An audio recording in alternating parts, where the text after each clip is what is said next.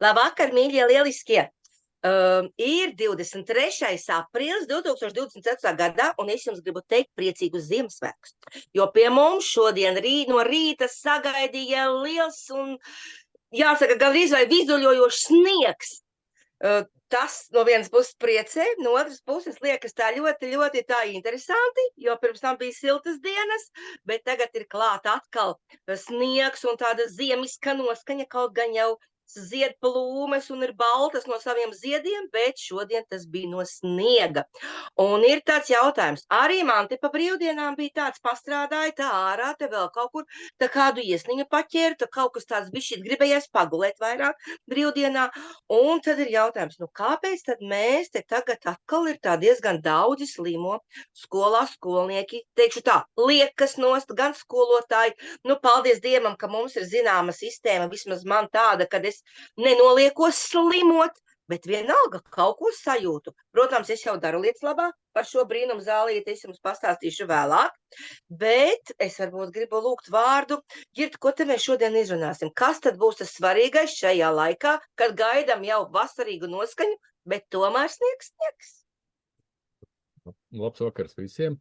Domāju, ka šovakar ir vērtīgi izrunāt to, cik mainīgie laika apstākļi spēj tomēr mūs ietekmēt. Un ja mūsu organisms ir zināmā mērā stiprināts un gatavs šai dažādām izmaiņām un laika apstākļiem, mēs mazāk varbūt kaut ko saslimstam vai saķeram kādu vīrusu, jo viņi tāpatās, viņi pastāv mums visriņķī, bet mazāk mūsu organisms tieši reaģē, tā kā slimības veidām.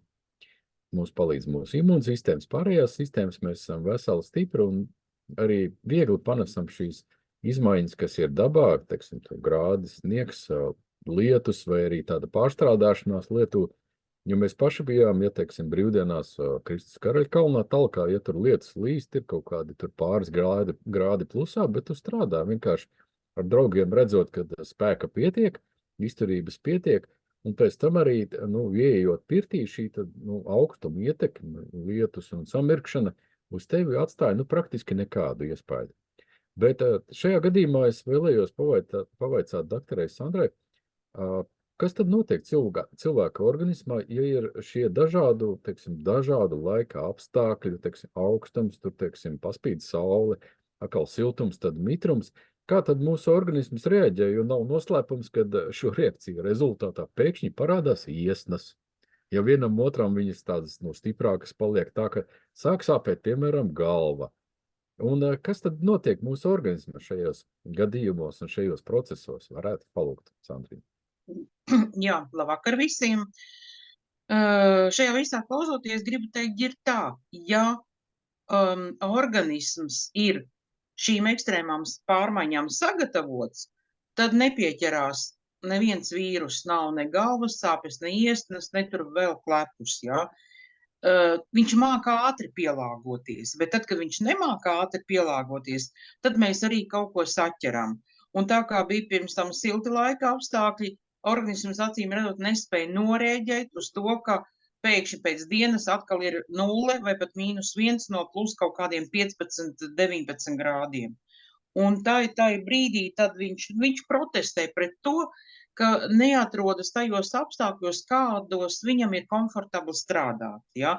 Tie faktori, teiksim, tas pats augstums, augstais mitrums, viņi kā provokātori. Ja? Kā tu teici, vīrusi mums vienmēr ir apkārt, bez viņiem nekur, ja? Un viņu ir, man tāda sajūta, ka paliek arvien vairāk un arvien dažādāki, ja? Un miksējās visādi kopā. Un tad, kad organismā nav tā komforta, kas notiek, kāpēc vīrus var pierāpot, ielīst mūsos iekšā, tas ir pirmais, kas ir tā skāba vide. Jo zināmā mērā tas ir organismam stress, kā zinām, tas ir zinātniski pierādīts, ka stresa apstākļos sārmainā vide pazūd. Organisms aiziet uz skābo pusīti un tad nojūg tās normālās mūsu visas aizsargs sistēmas. Labo baktēriju darbu zarnu traktā, imunitāte, visa leikocīti, kas ir imūnšūnas, ja? Viņi tā kā varētu teikt, viņi tā kā sastingst apmēram, ja, tai skābajā vidē, un tad arī vīrusiņš pa to mirkli, viņš arī, iesprūk mūsos iekšā un sāk kaut ko darīt. Un tie simptomi, ko tu pirmos minēji, teiksim, iesnas un galvas sāpes, galvas sāpes tas ir signāls, un iesnas tā jau ir reāla organisma aizsarga reakcija, lai ar limfu mēģinātu to visu grūst laukā no organisma. Ja? Nu, tā ir sākumiņš tam visam. Jā, saki, lūdzu, Sandra, vai mēs varam runāt par tādām organisma aizsarga barjerām šajos gadījumos? Ja, teiksim, mēs izējām ārā, jau uzreiz, vienam otram sāk tecēt deguns. Ja? Pirmā tāda reakcija. Ja? Tad mēs pašņaukājamies, ja? Tad mēs atkal ienākam iekšā, atkal deguns tek, piemēram, no augstuma uz siltumu. Ja? Tad pēkšņi, teiksim, sākot elpot augstāku gaisu, mums saka, klepus dabiski, kaut kas paklapojās, ja? Kā mēs šo varam skaidrot? Tā ir organisma aizsarga reakcija.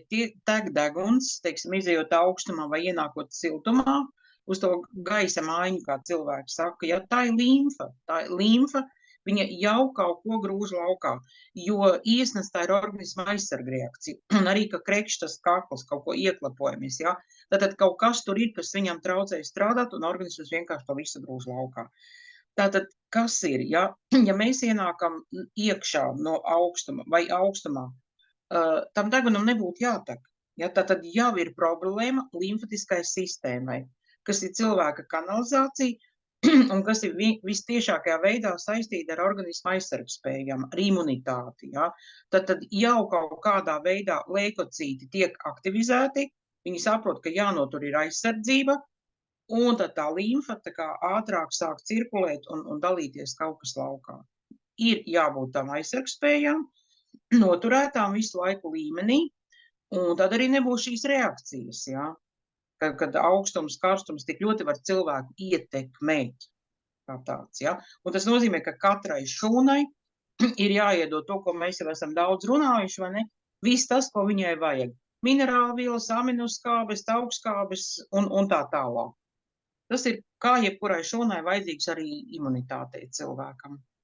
Nereti, jā, paldies, Sandra. Nereti mēs esam dzirdējuši, ka organismam ir vairāk šie aizsarga barjeru līmeņi. Teiksim, labi, gaisa mums ienāk, teiksim, elpošanas sistēmā iekšā. Jā, tad tur kaut kas var nosēsties, tad pa tām gļotām varbūt kaut kas var uz priekšu tikt, jā, un tad ir kuņģis priekšā, jā, un tad pieslēdzās varbūt zarnu trakts. Vai mēs varam izteikt apgalvojumu, ja tev ir organisms labā kārtībā, tad šīs aizsarga barjeras nostrādā secīgi un nav problēma. Jā, ja savukārt tev ir problēmas, teiksim, ar savu gremošanas sistēmu, ja, tad viena no šīm aizsarga barjerām vairs nestrādā.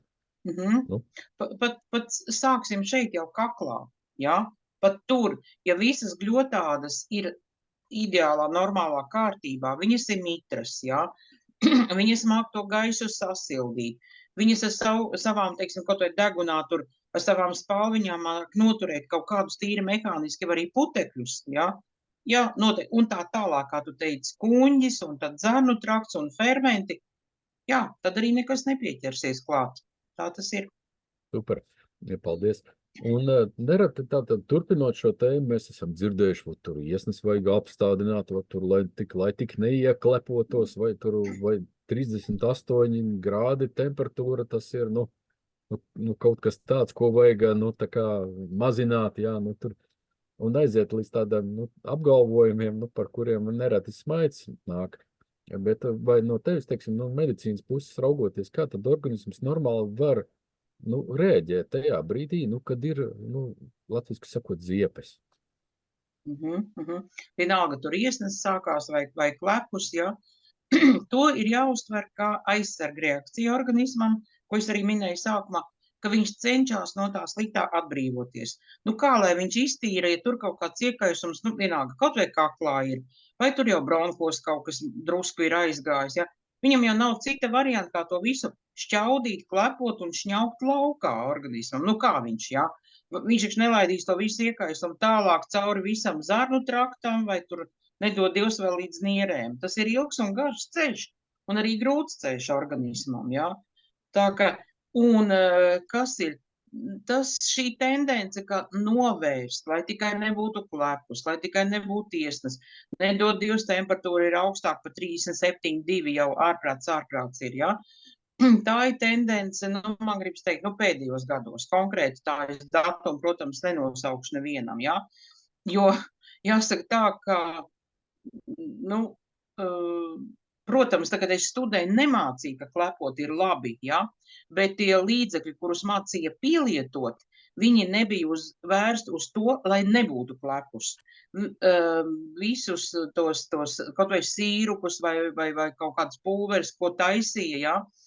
Vai arī tablets, kas bija gatavā formā, tie bija domāti, lai atvieglotu klepu. Ja?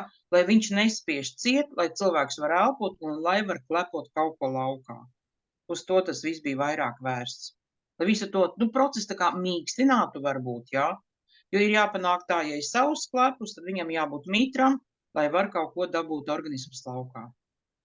Paldies. Ja, varbūt, ja es varu minēt, tad mēs varam runāt jau, kad ir tās kļūdas, ko cilvēki bieži dara. Tad pirmām kārtām vienkārši ikdienā regulāri nedomā, lai tas organisms būtu tā pietiekoši tomēr tīrs un sārmains.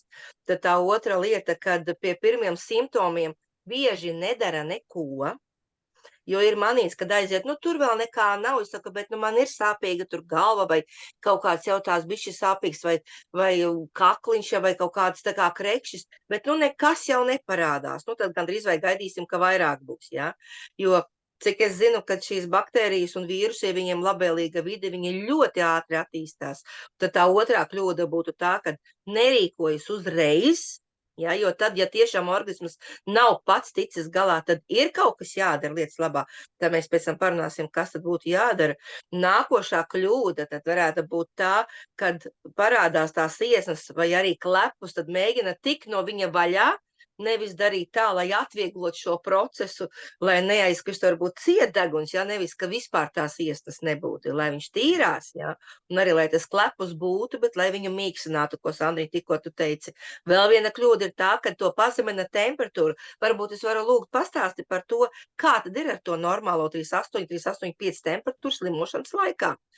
Vai tas ir, tā kā normāli, vai tiešām viņi ir jādzen nost? Nē, protams, ka nē, tur ir jāskatās individuāli.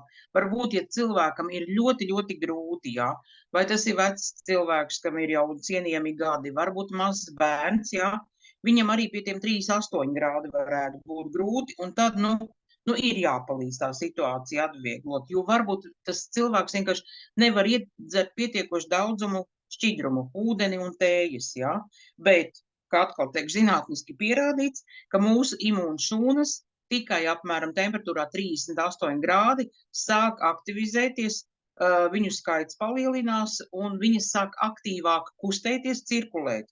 Un leikocīti, tās imūnšūnas, ir vienīgā asins šūna, kas ir asinsritē, kura var iziet ārpus asinsvada. Un tādā veidā viņi iet uz to, tā kā iekaisuma vietu un tīri, tā realitāte varētu teikt, ka vienkārši likvidē baktērijas vai vīrusus, kas tur rada kaut kādu iekaisumu. Viņiem vienīgajiem ir dota tāda atļauja, un tas nav nekāda saslimšana, ja leikocīts ir izgājis ārpus savas, teritorijas, ja, pastāvīgās asinsvada, un tad tas atmirušais leikocīts, leikocīts kopā ar atmirušajām kaut kādām baktērijām vai vīrusiem, tad tas ir tas, jāsaka Latvijas, tas ir tas puņķis vai tā krēpa, ko cilvēks dabū no sevis laukā. Ja? Tas ir tikai pozitīvi. Ļoti paldies.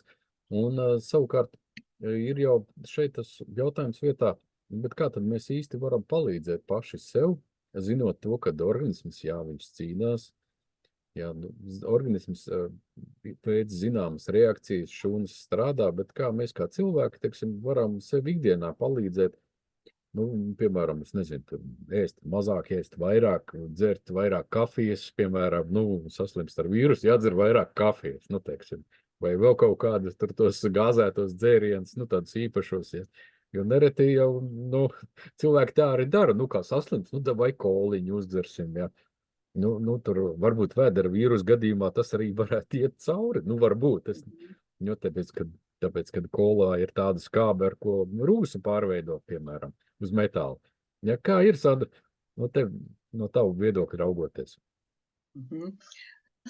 Nu, kola tiešām, es pati gan neesmu mēģinājis, paldies Dievam, ir citi līdzekļi, bet jā, tur, ja ir gremošanas sistēmas darbības problēmas, tad nu varētu kola laikam, jo viņi skāb, viņi to visu tā kā procesu aktivizēt, varētu palīdzēt kuņģim sagramot kaut ko smagu tādu, jā. Bet pie jebkurām visām pārējām kaut kādām saslimšanām, pat cik mēs šodien runājam par to, kā ir, kad ir vīrusi, kad cilvēks apaugstējas, nu ir jāpanāk, lai būtu sārmaina vide, jo saslimstam kāpēc?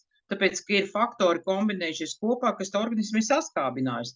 Un tā imunitāte nav nostrādājusi. Viss tās aizsarga barjeras vairākās, kas ir, jā. Jo, ko vēl gribu pieminēt pie tā, ko Solvita teica par kļūdām, jā. Ja mūsu organisms ir stiprs un pats tiek ar to vīrusu galā, vai kaut kāda, nezinu, baktērija vai parazīta, mēs pat nenojaušam, kas mūsos ir ienācis un ar ko viņš ir ticis galā. Ja mēs jau jūtam kaut kādas simptomas, tad jau tā ir problēma. Ja? Un tā tad ir jārisina. Pirmām kārtām sārmaina vide. Jo kaut kādi sliktie mūsos var attīstīties tikai, kad ir skāba vide. Kas mums dod sārmainu vidi? Pirmām kārtām labs ūdens un labas zāļtējas. Un tam visam ir jābūt siltam. Ja, ja tā nav jādzen temperatūra augšā, bet saprotam to, ka cilvēka organismā iekšpusē tāpat ir apmēram 38 grādi. Un tātad to vajag noturēt. Nevis, ka ir grūti karsti, nu tagad iedzerš kaut ko vēsāku, varbūt tādu vai istabas temperatūras. Nē, tieši otrādi. Silts dzēriens, lai uztur to temperatūru, lai iekšējo, lai lejkocītiem ir viegli strādāt, lai viņus nekas nebremzē. Tas ir pirmais, kas ir jāpanāk. Ja? Sārmaina vide. Ja? Nu, un tad jau skatīties atkarībā, nu, kāda ir situācija, kādas produktus vēl vajadzētu dot par ēšanu, ja? Es vienmēr stāstu, it sevišķi par bērniem cilvēki kreņķējās, nu, arī citā vecumā, nu, neko negrib ēst. Es saku, liekat svētu mieru, lai organisms strādā uz galveno problēmu. Viņam nav šobrīd enerģijas, lai viņš vēl pārstrādātu pārtikas produktus, ja? Negribējis cilvēks, tas ir tikai normāli. Slimie nēd, bet slimiem ir noteikti jādzer. Obligāti, vienkārši obligāti. Ja, un tādā veidā organisms nepārstrādājot pārtiku, viņš ietaupa savu enerģiju, kuru sūta uz tām vietām, kur ir jālikvidē iekaisums. Ja, tad šie divi faktori ir numur 1, gan silts sārmainas dzēriens, gan arī atteikties no ēdiena, ja negribas ēst. Nu, ja gribas, tad skatīties, bet kaut ko vieglu. Tā noteikti nebūs karbonāde ceptiem kartupeļiem. Ja? Kaut ko vieglu, katram savā gaumē, protams. Tie galvenie pirmie momenti ir obligāti. Jā, paldies. Jā. Paldies. Un šajā gadījumā mēs, gadiem ejot, esam arī atraduši tādus produktus, kas mums palīdz šo sārmaino vidi noturēt. Ja, tad uz ekrāna parādīsim, tas ir koroļkalcijas korolmaina un H-500. Patiesībā ir tā, ka mēs esam tik praksē viņi plaši izmantojam, kad reizēm pat liekas, kad ir grūti, kā ātri un operatīvi varētu savādāk risināt, jo tas korolmaina nodrošina gan ūdens īpašību, tā skaitā pH līmeņa, gan struktūras, gan dažādas minerālu vielas, un H-500 ir tas, kas palīdz organismam likvidēt brīvos radikāļus un ļoti strauji celt pH līmeni, tā skaitā dodot šūniņām enerģiju atpakaļ. Tāds īsais komentārs par sārmaino ūdeni. Jā, es vēl tiešām varētu piebilst, jo tam būtu jābūt tādam ikdienas produktam, jo gan manā ikdienā tiešām ir šie divi produkti, jo kas tam mums ir svarīgi, tā sārmainā vide, kāpēc viņi tik svarīgi, jo tie baktērijas un vīrusi jau tur ir attīstās. Baktērijas lielākoties, protams, attīstās starp šūnu šķidrumā, to varētu pat jau arī tikt, jau pat varbūt koraļūdens arī galā, bet H-500 ir viens no tiem produktiem, kas ir unikāls, kurš tieši aizsargā tās mūsu šūniņas, jo tikai vājā šūnā tiek tie vīrusi iekšā, un līdz ar to, lai apturētu to viņu attīstību, šie produkti ļoti labi noder, gan ikdienas, kā es saku, gan vēl jo vairāk pastiprināti slimošanas laikā. Un es ļoti te gribētu pieminēt, šobrīd pastāstīšu par tēņu, ko es dzeru, jo arī man tāds bišķīt, kāpēc tam man vispār pieķērās?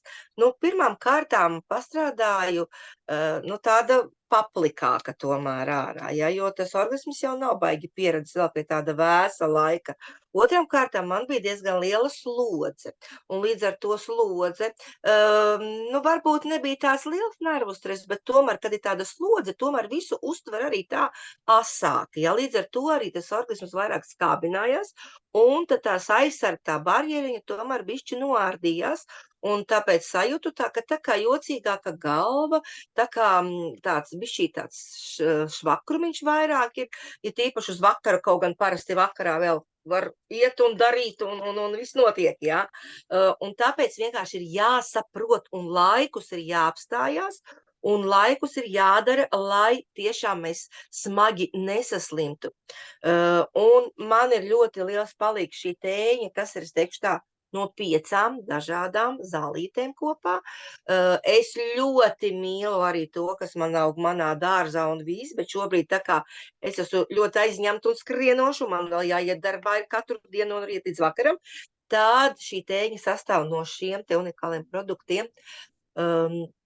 Daudziem es pieļauju, ka jau zināmiem, skudrukoka mize, kas ir pašā vidū, kas ir unikāls mūsu pretvīrusu, pretbaktēriju, viņš praktiski nevieniem šiem patogēniem mikroorganismiem nepatīk, vēl jo vairāk pat arī sēnē, jo tas koks, no kura ir ņemts tieši tas zālīte, tur dzīvo tās skudras, kur, ja jau nav sēnītes, nozīmē, ka nebūs ne vīrusi, ne baktērijas. Ja, jo sēnīte dzīvo tur, kur pat šie mikroorganismi nedzīvo. Tālāk, lakricas sakne, kas ir ļoti liels palīgs šiem mūsu tieši vīrusiem, bakterijiem, kas saistīti ar elpošanas ceļiem, jo lakricas sakne ir tā, kas palīdz mūsu limfātiskai sistēmai šķidrināt to vidi un izvadīt visu ārā. Un tur ir ļoti labas lietiņas tādas arī, kas pat atjauno mūsu zarnu trakta gļotādu, un līdz ar to arī imunitātei arī būs vieglāk, jo tur uzturās šī imunitāte un visi procesiņi arī būs vieglāk. Artišoks, mūsu akniņu aizsargs, jo, redz, tad, kad mēs saslimstam, tad ir lielāka slodze uz visiem mūsu izvadu orgāniem, un tās ir aknes un nieres vienas no tādām pirmajām arī, jo, ja zarnotrakts netiek galā, tad ir slodzīte viņām, un artišoks ir tas, kas palīdzēs vispār organismam, bet vēl jo vairāk tieši mūsu akniņām, un lejā, kur ir lucerniņa, tas vispār ir unikāls augs. Tas arī ir viens no tiem augiem, ko es ieteiktu ikdienā cilvēkiem lietot, jo tad ļoti daudz problēmas atkritīs, jo neskatoties uz to, ka tur ir gan vitamīni, minerāli vielas, viņš darbojās kā sorbens, kas savāc no organisma daudz ko liek un izvada. Tur ir dabīgais fluors un, tāds neaizvietojams vienkārši produkts, praktiski ikvienam orgānam, ikvienai šūniņai cilvēku organismā. Un es lieku klāt šo melno rieksta lapas, kurš ir pazīstams vairāk kā pretparazītiskais produkts, bet tur ir daudz arī C vitamīns, un viņš uzlabo arī mūsu zarnu trakta darbību, līdz ar to savu antibakteriālo iedarbību, un tāpēc šādu teiņā saliekot kopā, aplejot ar tādu mēreni karstu, es teiktu, es sildu 70 grādiem ūdeni, un šādi 3 reizes dienā dzerot, tiešām tas ļoti, ļoti labi palīdz uzturēt. Es teikšu tā, man klepus nav, bišķi jūtu, nav deguns, kas vēl ir labi, kad neliek degunu ciet, bet, ja kaut kas ir īpaši no rīta, viņš iztīrās ārā, jo pa nakti ir visi spēcīgāk visi procesi notiek, kas, lai organisms atjaunotos, un tāpēc no rīta man iztīrās kaut kas viss tur, gan no aizdeguns, ne viss jāmēģina dabūt ārā ir, ja, un 3 reizes dienā lietojot gan kakliņam, gan visam, ļoti palīdz. Bet ir situācijas, kad varbūt tomēr, ik viens mēs esam cilvēks, un ka mēs arī saslimstām, varbūt bišķi vairāk, un es te došu vārdu tagad Inguniņai. Ingunī, lūdzu pastāsti, tu arī saprotu, ka esi noteikti noskrējusies, noteikti bija slodze, bija nervu kāds stresiņš, vēl kaut kas, un tie vīrusiņi vai bakteriņas piezagās tev klāt. Pastāsti, kā tu ar to, vispār kas tev pa problēmu, un kā tu, cik veiksmīgi ar to tiec galā, kas tev palīdz? Lūdzu, vārds tev. Labvakar! Es noklausījos visu, ko šodien jūs teicāt, un es varu pateikt to, ka katrs vārds jūs teiktais manās šūnās atbalstojās absolūti korekti, tāpēc, ka tas viss, kas šeit tika runāts, gluži tas pats notika arī ar mani. Vienīgi tagad, protams, šodien jau ir tā diena, kad jau laikam kāda 6. dienas, 5. vai 6. diena būs, kad es šādi jūtos, bet daudz labāk, protams. Man bija gan temperatūra, viss tas, ko jūs runājāt šodien. Viss pilnīgi sakrita. Un vienīgi es nesaprotu tādu lietiņu. Bronhīts, tas ir bakteriāla slimība. Es nezinu, kas tas ierosinātājs. Vai tas ir vīrus? Es zinu, tā kā es neesmu mediķis. Es savā galvā sāku tagad štukot, kas tas īsti ir. Es ļoti ceru, ka Sandriņa vēlāk par šo te lietu pakomentēs, jā? Varbūt mēs uzreiz viņā varam pajautāt. Un tad turpināt. Kas tas ir? Mīļie cilvēki, ja jums kāds saka diagnozi, tā ir vieta, tā ir lokācija, kurā ir iekaisums. Tas nenorāda absolūti nekādā veidā uz ierosinātāju. Ja būtu bronhīts, tas nozīmē, ka ir iekaisums bronhos aizgājis, jā. Būtu laringīts, tas būtu skaidrs, ka uz balssaitēm ir iekaisums un tā tālāk, jebkurā vietā, jā. Kaut vai gastrīce, tas ir kuņģi iekaisums.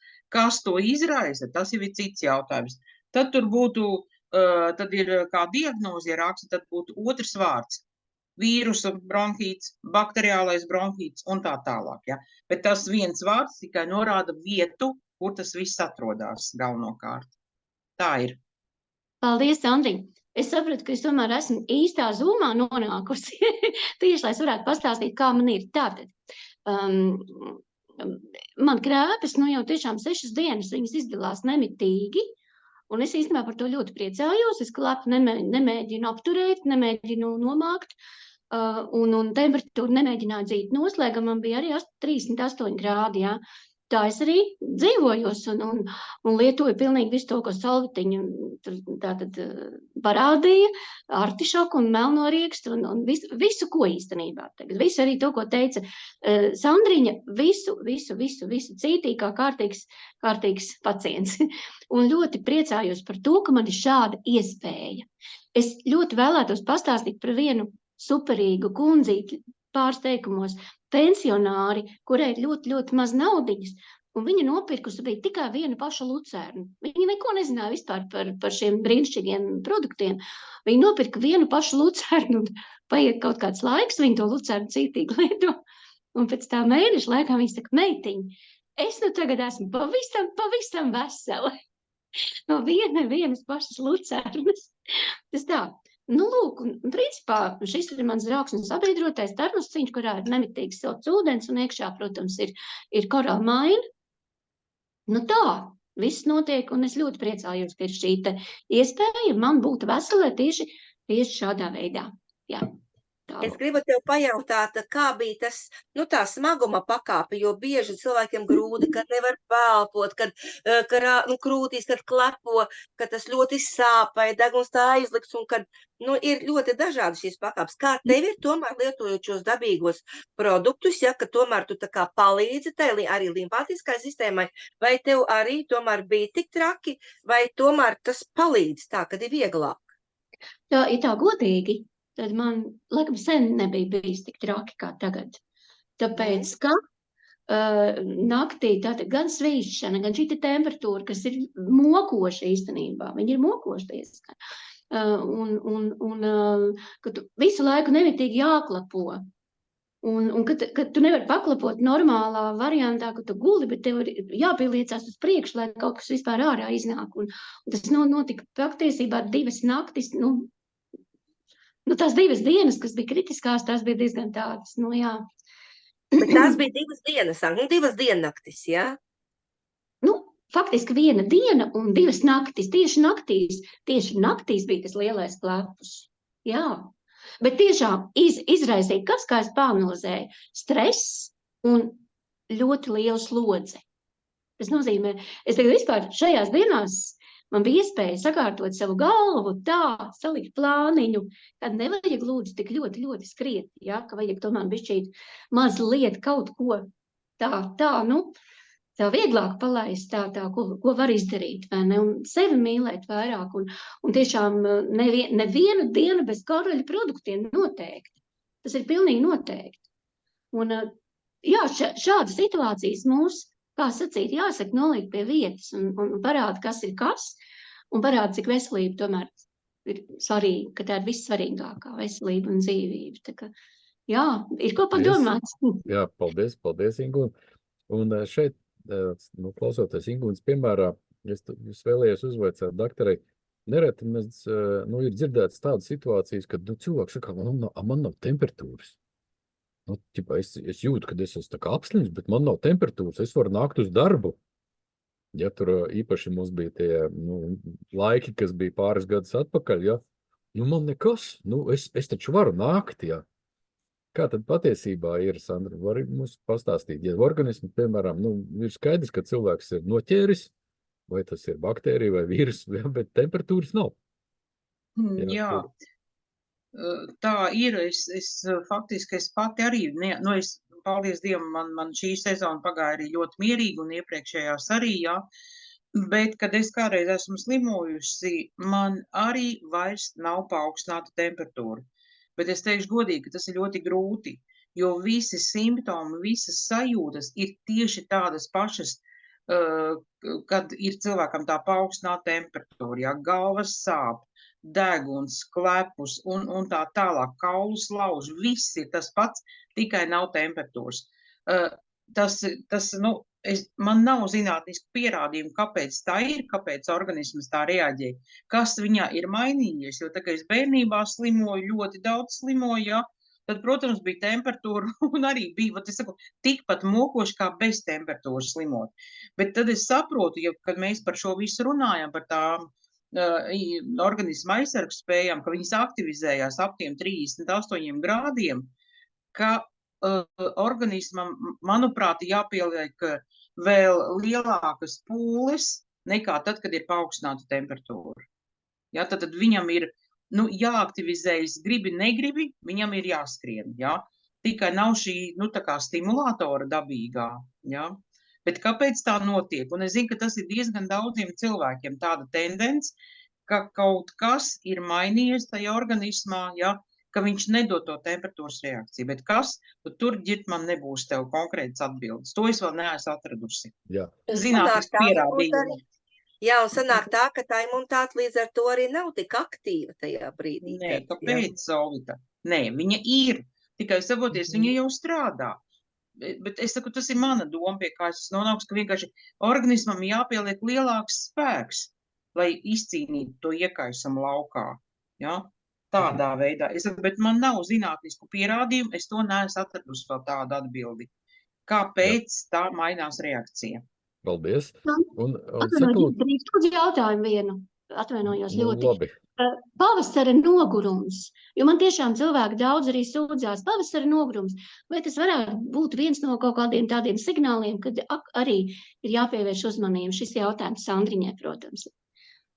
Tas ir jāpievērš uzmanība visai organismu darbībai, ja? Jo būtībā nav tāda pavasara noguruma, ja esi ieguldījis savā organismā un uzturējis viņu. Attīrījis, ja, kā mēs zinām, 2 reizes gadā noteikti, un tad iedevis katrai šūnai to, ko viņai vajaga. Tad nav noguruma vienkārši. Nav viņa, ja. Ir tāda pat sajūta kā rudenī, tā arī pavasarī. Ja. Es varu apgalvot. Jā, tieši tā, ja. Jā, jo vienkārši, pavasarī, mums ir vairāk gaismas, pat ir tāda vairāk tā kā prieka sajūta, jo rudenī tu saproti, ka mūs gaida ziema vairāku mēnešu garumā, diezgan tumšs būs ārā, jā, neredzēsim to saulīti. Pavasarī, vienkārši brīnišķīgi, diena ar katru, tas, arvien garāka paliek, jā, brīnišķīgi. Tā ka organismu uzturēšana, Ingūna, tur ir vajadzīga. Jā. Es vēlējos vēl vienu tādu jautājumu uzdot. Kāpēc tā galva tomēr sāp? It kā, netur ir kaut kas lietots iepriekšējā dienā vai vēl kaut kas. Jā, bet tā galva, jā. Jā, tā galva ir signāls, lai cilvēks domā, ja viņam būs tikai plikas iesnas, viņš aizvilksies uz darbu. Klapu vai divi, neklapošu citiem virsū, aiziešu uz darbu. Temperatūru 37,2, iedzeršu tur kādu, nezinu, ibumetīnu, aiziešu, ja. Bet, ja sāp galva, cilvēks nevar pastrādāt. Un tādā veidā organisms viņu noliek pie vietas, guli mierīgs, ārstējies, ja? Bet galvas sāpes rodas no tā, ka ir skāba vide, tātad nepienāk smadzenēm tik labi skābeklis, jo vīrusu darbības rezultātā arī mikrocirkulācija asinsrite traucēta. Un kas vēl ir? Toksīni, kas no vīrusiem ir nokļuvuši jau asinsritē, kuru saknes nav paspējuši tā kā noķert un attindēt un aizvadīt projām, ja? Tā ir toksīnu vīrusa, toksīnu iedarbība. Un viņi nikni, viņi nejauki, viņi vienmēr dos problēmu nervu sistēmai. Un galva ir mūsu tā centrāli, kā saka, visam. Tāpēc tās galvas sāpes. Tur vēl citi faktori var kombinēties, bet tie ir galvenie. Un tāpēc viennozīmīgi mūsu koraļūdens ar kā 500, tas ir vienkārši, man liekas, tāds palīgs uzreiz, kas ļoti atvieglo šo procesu. Tiešām, pat uzreiz tu iedzer, un tu pēc 5 minūtēm jau jūti, ka tev ir pilnīgi viss jau tāds, jāsaka tā, atlaidusi tā galva ir, ja tas nav ļoti tur kaut kas akūti, ja. Domāju, ka šeit mēs varētu šo sarunu virzīt uz noslēgumu un ar tādu pamatu jautājumu. Bet ko tad īsti darīt? Lai atvieglinātu, lai mazāk, ja tur ietekmētu un tā tālāk. Kā tad mums tā, tagad iguns stāvoklis, piemēram, ja, es tur puņķojos, es tur, ko tad tālāk? Sāksim ar to, ko pirms tam darīt, lai līdz šitam nenonāktu. Ingūna pati arī atbildēja. Stress un kas ir pārslodze. Ja? Kā es arī tikko teicu, ja nesāpēs galva, nebūs galīgi slikti, tad cilvēks vēl vilksies uz to darbu. Man jau tur tā kā nekas vēl īsti nav. Ja? Zināt to mēra sajūtu, kad ir jāiepauzē, kad vajadzīga organismam atpūta. Mēs arī nedrīkstam tā darīt, kad mums tagad ir superprodukti, tur H500 un visi pārējie un tikai metam saujām mutē un uz priekšu. Nē, mīļie, nedrīkst tā darīt, ja. Ir jāpauzē, ir jāliek visi faktori kopā, ja. Tad dienas režīms, kaut kāds ritms savā ikdienā, savā dzīvē, ja. Atpūtas brīži, ēšana, ūdens, ja. Gremošanas sistēmas darbība, ka bez tās vispār nav iespējams imunitāti labu noturēt, ja. Mans mīļais teiciens, profilakse ir lētāka un vieglāka nekā ārstēšana. Ja tad uzturēt, lai nenonāk līdz tai slimošanai. Bet tur viss kopā jāliekās. Atpūti vajadzīgi, bet arī fiziskās aktivitātes. Tā kā jūs patalpojāt sestdien, brīnišķīgi, ja? Pēc tam siltumiņā pirtī, lai tas augstumiņš neizdara neko kaitīgu, ja? Ot šitā visa vienkārši ir kombinēt kopā. Jā, lai neķerās klāt. Super, paldies. Solvit? Jā, lieliski, jo es tiešām to varu pateikt, jo es esmu pēc savas pieredzes, kas arī pieradusi daudz strādāt un daudz būt cilvēkos, kad tā kā mēs plānojam darbu, kā mēs plānojam ikdienu, ir katram cilvēkam jāieplāno atpūta, jo tiem aktīviem cilvēkiem saprot, kas ļoti grūti. Tas tā. Daru, tad man vēl brīvs, es vēl varētu kaut ko to un to padarīt. Bet es tiešām, es varu teikt, pēc savas pieredzes ir jāieplāno atpūta. Un jo vairāk strādā, jo vairāk vajag atpūtas, un jo mazāk notiek tādi tie dabīgi organisma, tie aizsarg procesi un visi tomēr, kā jau saka ar tiem gadiem, tomēr imunitāte, bet vielmaiņa un visi šie procesi, visi arī tomēr tā kā mazāk mums strādā, un arī daudz vielas, kas pašas neizstrādājās tik daudz kā tajos 20. Tāpēc ieplānojiet atpūtu.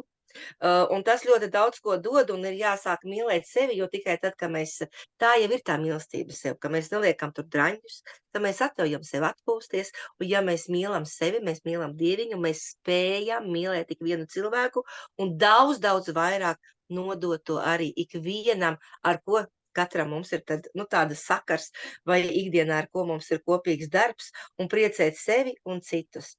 Es ļoti lielu paldies teikšu jums visiem.